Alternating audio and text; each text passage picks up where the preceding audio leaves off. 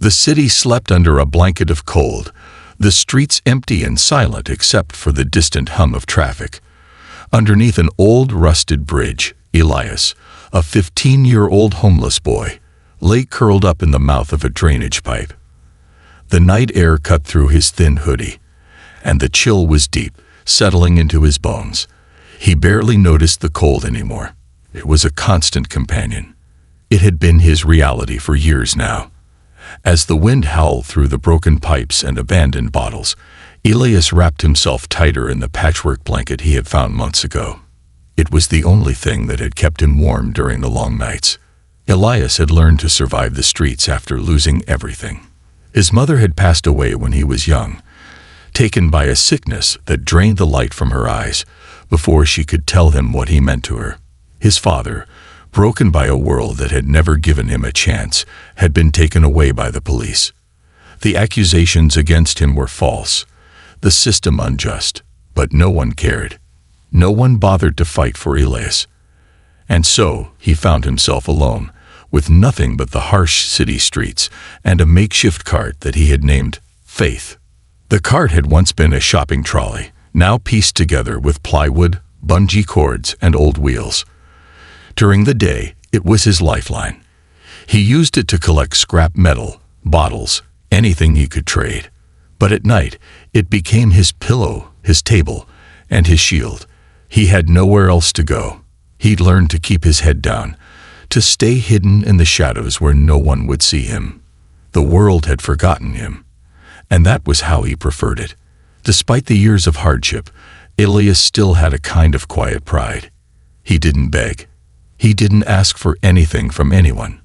He knew how to trade for food or find scraps. The city had taught him to be resourceful, to survive in ways no child should have to. But there were times, like tonight, when the weight of it all hit him harder than usual. The cold seeped into his bones, and the gnawing hunger reminded him of the life he had been given, a life that didn't seem to have room for someone like him. His stomach growled, but Elias didn't have the energy to care. He had eaten half a granola bar that morning, and the rest of the day had passed with little more than the water he had sipped from his cracked thermos. The hunger had become something he could ignore, something that no longer frightened him. But what did scare him was the thought that this might be all there was. The thought that no one would ever see him for more than the dirt on his face or the cart he pulled. That he would spend the rest of his life hidden beneath bridges and forgotten in the corners of the city, as invisible as the cracks in the pavement. He rubbed his hands together, trying to warm them against the cold, his knuckles raw from a fall he had taken 2 days ago. He stared up at the concrete ceiling of the drainage pipe, lost in the dark. The silence around him was deep, but it wouldn't last. There was a strange energy in the air tonight, something that made his heart race with an unfamiliar mix of fear and excitement. He didn't know why, but something told him that tonight something would change. As he sat there, his knees pulled close to his chest, Elias tried to shake the thought of what his life had become. He had learned to be strong, to keep his emotions buried deep inside. But as the cold night wrapped around him, he couldn't help but feel the weight of everything that had led him here. His mother, his father, the life he had lost, it all came rushing back. The loneliness, the emptiness, the quiet fear that one day the city would swallow him whole without anyone ever knowing he existed. And then, just as he was about to close his eyes and let the exhaustion take over, he heard it. A sound, faint and distant at first, but unmistakable. It was a cry, a weak, desperate cry that cut through the stillness of the night. It wasn't the usual sounds of rats scurrying across the street or the far-off growls of passing trucks. This was something else, something human. Elias froze, his heart skipping a beat. It wasn't normal to hear a cry at this hour, especially not in the desolate area beneath the bridge. He sat up, his breath visible in the cold air, and listened. The cry came again, this time louder, more strained. It was a woman, and she was in pain. Elias's instincts kicked in. Without thinking, he pulled himself to his feet, pushing aside the numbness in his limbs. He grabbed his flashlight, smacked it twice until it flickered to life, and crawled out of the drainage pipe. The city, usually indifferent to his presence, seemed to fall away as he focused on the sound. His heart raced, and a strange sense of urgency filled him. The cry wasn't just a cry for help. It was a cry for survival. Elias knew that this could be his chance to do something that mattered, to make a difference in a world that had forgotten him. He followed the sound down the road, past rusting fences and broken glass. Each step felt like a risk, but Elias didn't hesitate. The closer he got, the more he realized that he was no longer alone. There was someone out there, someone who needed him, and for the first time in a long time, Elias felt a spark of hope. The sound led him to a dark, narrow service road that was forgotten by the city. In the distance, he saw the shape of a car, its headlights dim and its engine silent. It was a sleek, expensive car, the kind of vehicle Elias had only seen in advertisements or passing too fast on the freeway. But the woman inside wasn't worried about the luxury of the car. She was trapped, in pain, and completely alone. Elias stepped forward, his heart pounding. He didn't know who she was or what she was doing there, but he knew one thing for sure: he couldn't leave her. He had to help. Elias's breath was coming in short bursts as he approached the sleek, silver car, his flashlight flickering in his trembling hand. His eyes were wide with urgency as he took in the sight of the woman slumped in the driver's seat. She was in pain. He could see it in the way her body tensed, her face twisted in agony. Her hand gripped the door tightly, as if she was trying to hold herself together. The other hand was wrapped protectively around her swollen belly. Her dress, a dark blue elegant fabric, was soaked with sweat, and her skin was pale, flushed with feverish heat. Elias could see that she had been there for hours, trapped in the car, struggling alone with the overwhelming pain of labor. For a moment, he stood frozen, not knowing what to do. The weight of the situation hit him all at once, and the reality of what he was about to face made him hesitate. He had never been in a situation like this before. He wasn't a doctor. He didn't know how to deliver a baby. He had no tools, no supplies, just his hands and his instincts. And yet, deep down, he knew he had no choice. If he didn't act, this woman and her child might not survive the night. The sound of her labored breathing pulled him out of his thoughts. She let out a soft whimper, her face contorted in pain as another contraction overtook her. Elias could hear the distress in her voice as she gasped for breath, trying to stay calm, but it was clear that she was past the point of being able to do it alone. Her body was giving up, and she was running out of time. Elias's mind raced. He had to help her. He had to do something. He couldn't just stand there and watch her suffer. But what could he do? He had nothing. No medical supplies, no help, just himself. His cart was the only thing he had, rusty and broken, but it was something. He quickly surveyed the car, trying to figure out what to do next. The window was locked, and Elias's heart sank. He could see the woman's face, pale and strained, but the window separating them felt like a wall. His mind raced, searching for a solution. He grabbed the flashlight from his hand and walked around the car, desperately looking for a way in. His gaze landed on the window, the one closest to him. The frost on the glass told him the heater wasn't working. He could see the faint mist rising from the woman's skin, the moisture of her sweat mixing with the cold air. Without thinking, Elias grabbed a rusty tire iron from his cart. It wasn't ideal, but it was all he had. His hand shook as he wrapped it in the sleeve of his hoodie to cushion the blow. He couldn't waste time. She didn't have time to spare. He swung it at the window, striking it once, twice. The glass spider webbed with a loud crack, the sound echoing through the still night air. The woman didn't flinch, didn't react. She was beyond fear now. The only thing left in her world was the pain, the terror of what was happening inside her body. Elias struck again, this time harder, until the glass shattered completely, falling into the car with a dull thud. He could hear the woman's ragged breaths, her eyes wide with fear, But there was no more screaming, no more fighting. She had been through too much. Elias reached through the broken window, his heart racing, and unlocked the door.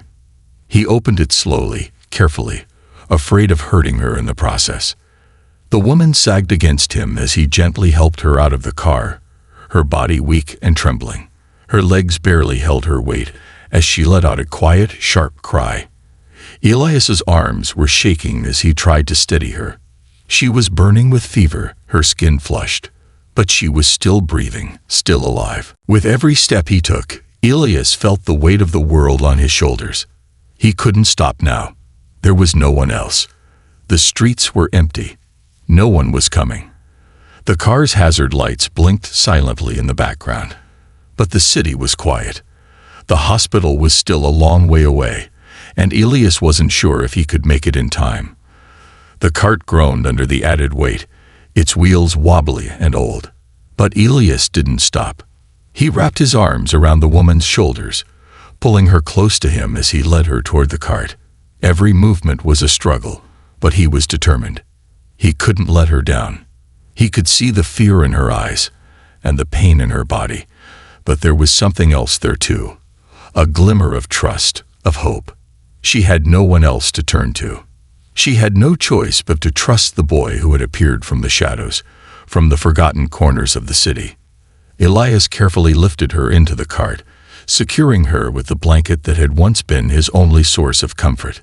He tied it down with old cords, making sure she was as comfortable as possible. He gripped the handlebar tightly, not thinking about the pain in his own body, not thinking about the long journey ahead. He didn't have time to rest, to feel sorry for himself. Without a second thought, he began to run, the cart rattling and groaning beneath him as he pushed it forward. His breath came in desperate gasps, but his legs kept moving, carrying him through the dark, empty streets. The wind whipped past him, biting at his skin, but Elias didn't slow down. He couldn't. Not now. As he ran, he heard the woman's shallow breaths, her faint murmurs of pain. She was still with him, still alive. And that thought was all that kept him going. He didn't know what he was doing. He didn't know if he would make it in time. But he knew one thing for sure. He wasn't going to stop. Not now. Not when she needed him. Elias's muscles screamed with exhaustion, but he didn't stop. His feet slapped against the pavement, the sound of his footsteps mixing with the rhythmic thud of the cart's wheels. Each bump in the road made the woman flinch, but she didn't cry out. She didn't have the strength for it. So Elias pushed harder, running faster, refusing to let her down. As he turned a corner and saw the hospital lights in the distance, he could feel a glimmer of hope rising in his chest. But he knew the hardest part was still ahead. The journey wasn't over yet, and the night was far from finished. Elias's legs burned as he pushed the cart forward, each step feeling heavier than the last. His breath came in short, ragged bursts, and his hands were slick with sweat, despite the biting cold of the night. The cart rattled violently beneath him, its old wheels struggling to keep up with his frantic pace. The woman in the cart, her face pale, her body trembling, lay motionless, her breaths shallow and labored. Her hands gripped the blanket around her, her fingers pale from the strain. Elias could hear her faint murmurs, but they were barely audible over the sound of his own heartbeat thumping in his chest. The hospital was still too far away. Elias didn't know how many blocks it was. He had lost track. He only knew that every second mattered. Every minute that passed made it harder for the woman to hold on. The cold night air bit at his skin, and the muscles in his legs screamed for him to stop, to rest. But there was no time. His heart pounded with the weight of the situation. If he stopped now, if he didn't push himself harder, he wasn't sure she would survive the journey. He couldn't let that happen. Not after everything they had already been through. As he rounded another corner, Elias glanced down at the woman in the cart. She was barely conscious now, her eyes half closed, her lips trembling. Her once beautiful dress was torn at the edges, soaked with sweat, and stained with blood. The reality of the situation hit Elias harder than ever. She was in labor, and there was no one else but him. No one was coming to help. It was just him and the cart, and he had to get her to the hospital, no matter what. With a quick glance behind him, Elias saw the empty streets stretching out in both directions. There were no cars, no people, just the faint hum of the city in the distance, as if it was unaware of the struggle happening just beneath its surface. His breath clouded in the air, and the cold seeped into his bones, but he didn't care. He couldn't care. He focused solely on the task at hand, his mind fixed on the hospital in the distance, where the faint lights flickered like a beacon of hope. But even that hope felt far out of reach. Elias pushed harder, his feet slapping against the uneven pavement, the cart groaning under the weight of the woman and her unborn child. He could feel the strain in his arms, his shoulders aching with every push. His body was screaming at him to stop, to rest for just a moment. But there was no time for rest. The woman needed him. The baby needed him. And no matter how much his body begged for relief, Elias kept moving forward. The streets were dark, the only light coming from the occasional flicker of a street lamp above. The dim glow was more of a reminder of the isolation surrounding them. The city had forgotten them, forgotten people like Elias and the woman in the cart.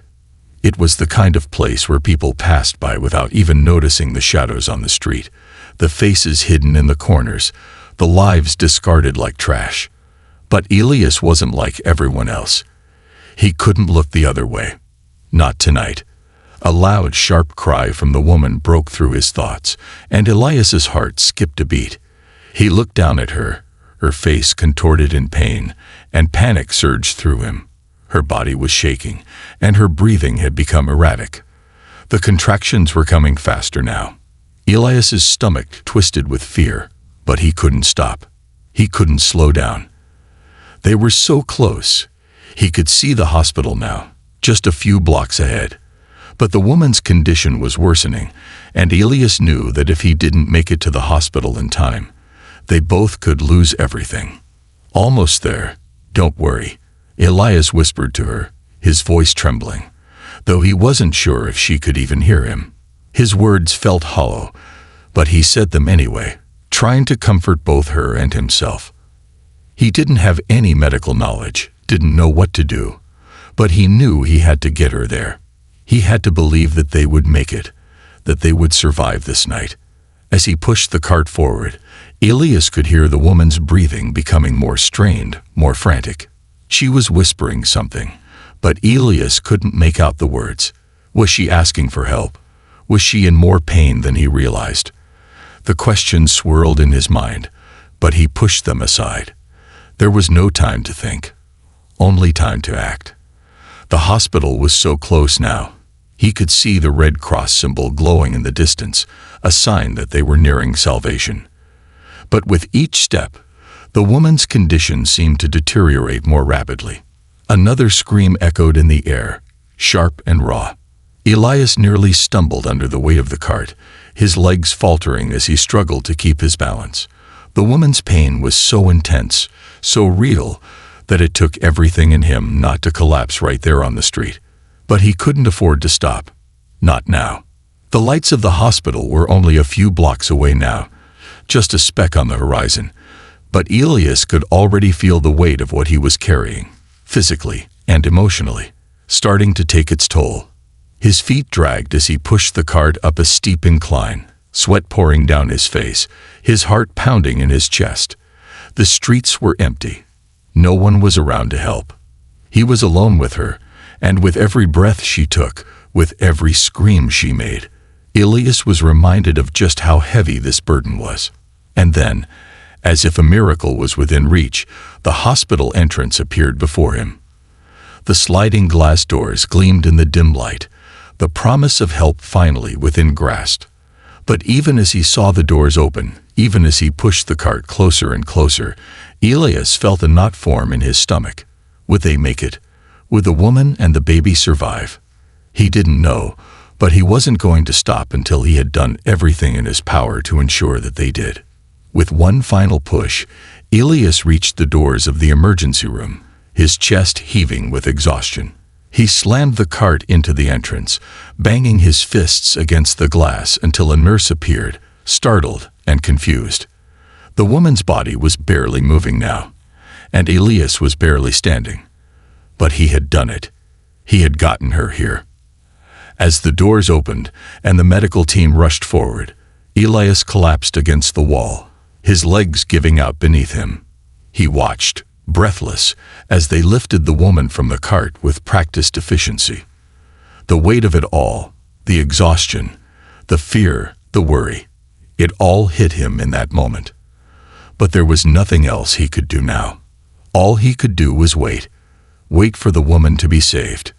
Wait to see if the life they had fought so hard for would survive. The sterile, bright lights of the hospital seemed to pierce through the exhaustion that had settled deep in Elias's bones. He was slumped against the wall just inside the emergency room doors, his body too tired to do anything but wait. His hands were shaking from the cold, but also from the adrenaline that had coursed through him just moments before. The rickety cart that had carried the woman lay forgotten in the corner, its wheels still spinning slowly, as if reflecting the chaos that had just unfolded. His legs ached, and his chest tightened with uncertainty. Elias couldn't remember the last time he had felt this way. This kind of vulnerability, this kind of fear. He had done everything he could, but it wasn't up to him anymore. The doctors had rushed to the woman's side the moment she was brought in, their movements swift and practiced. Elias had seen the urgency in their eyes, the way they worked with no time to waste. But what if it wasn't enough? What if it was too late? The hospital seemed to swallow him whole, and yet he was the invisible one. The world had moved on as soon as the woman was out of his hands. No one looked at him. No one noticed him. It was a feeling he was familiar with, being forgotten, being ignored. But tonight, in this place filled with people in scrubs and fluorescent lights, he felt more invisible than ever. His dirty hoodie, his worn-out shoes, he was just another boy from the streets, nothing more than a shadow in the background. But just as the weight of the situation threatened to drag him deeper into the quiet corner of the hospital, something changed. A nurse approached him, her voice gentle but filled with concern. "Are you okay, honey?" she asked softly. Her eyes were kind, but there was also a curiosity there, a sense of wanting to understand. Elias didn't answer at first, staring down at his hands. They were still smeared with blood from the woman's injuries, and his fingers trembled as he rubbed them together, as if trying to erase the evidence of what had just happened. "Are you hungry, thirsty?" The nurse asked again, pressing a bottle of water and a packet of crackers into his hands. Elias looked up at her, surprised by the kindness. "No, I'm fine," he muttered, though his stomach twisted in hunger. The granola bar he had eaten earlier was long gone, and the exhaustion in his body made the hunger feel even sharper. But he didn't want to take anything from her. Not now. Not when there were so many other people in need of help. The nurse seemed to understand. She sat beside him, her presence gentle but unrelenting. "What's your name?" she asked. "Elias," he replied, his voice barely above a whisper. He didn't offer his last name, didn't mention anything about his life. His story felt too heavy to share with a stranger. "Where can we call you from?" she asked, her tone soft but insistent, as if she needed to know where he belonged. Elias's chest tightened. He didn't have anyone. He didn't belong anywhere. His mother was gone, his father too. He was a boy without a family, without a home. "I don't have anyone," he whispered, the words tasting bitter in his mouth. He wasn't sure why he said it. Maybe it was the exhaustion or the strange connection he felt with this woman who had shown him kindness. No family. The nurse nodded, a deep sadness flickering across her face. She didn't push him for more details. She didn't press him for answers he wasn't ready to give. Instead, she just sat with him, offering quiet comfort as the world around them continued to spin. Her presence, in its own way, was the first real kindness Elias had experienced in years. It wasn't pity or charity. It was just someone taking a moment to see him, to acknowledge him. They sat there in silence for what felt like hours, the only sound the distant beeping of machines and the soft footsteps of the hospital staff moving around them. Elias was lost in his thoughts, trying to keep his mind from spiraling into the darkness that threatened to swallow him whole. He didn't know what was going to happen. He didn't know if the woman would make it, and he didn't know what would become of him now that he had done something good. Then the ER doors swung open, and a nurse rushed through with a clipboard in her hand. She called for an attending, her voice crisp with urgency. Elias's heart raced as he watched her disappear down the hall. Was she calling for the woman? Was there something wrong? The nurse who had been sitting beside him stood up, her eyes scanning the hallway. "She's going to be okay," she said, her voice calm but filled with relief. "The doctors are doing everything they can. They're stabilizing the baby." The weight that had been sitting heavy on Elias's chest finally began to lift. The baby was going to be okay. The woman was going to be okay. But just as he let out a breath he hadn't realized he had been holding, the nurse touched his shoulder. "You saved her, you know that," she said softly. Elias didn't answer. He didn't know what to say. He didn't feel like a hero. He didn't feel like anything. He was just a kid who had done what anyone would have done. Right? He wiped his hands on his jeans, leaving smears of blood across the knees. His fingers trembled, not from fear this time, but from the strange sensation of not knowing what would come next. He had done his part. Now it was up to the doctors, up to fate. Minutes passed, or maybe hours. Elias didn't know. He was lost in his thoughts when a man in a dark uniform appeared. He had broad shoulders and a stern expression, his eyes scanning Elias with skepticism. "Hey, kid," he said, his voice low and serious. "You brought her in." Elias nodded once, his eyes avoiding the man's gaze. He didn't want to explain. He didn't want to say anything more than what had already happened. "Name?" the man asked. "Elias," he muttered. The man eyed him for a moment longer, then muttered something into his walkie-talkie and walked off without another word. Elias didn't care. The nurse who had been sitting beside him came over again, this time with a soft smile on her face. "You did a good thing," she said, sitting next to him once more. "You should be proud." Elias didn't know what to say. He couldn't find the words to explain what he was feeling. Instead, he just nodded and looked down at the floor. He didn't need praise. He didn't need recognition. What he needed was to know that the woman and her baby would be okay. But something was changing inside him. Something he couldn't explain. For the first time in years, Elias felt like he had done something right. Something that mattered. And maybe, just maybe, that was enough. As the night wore on, Elias stayed in that same spot, waiting for news. He wasn't sure what the future held, but for the first time, he wasn't afraid of it.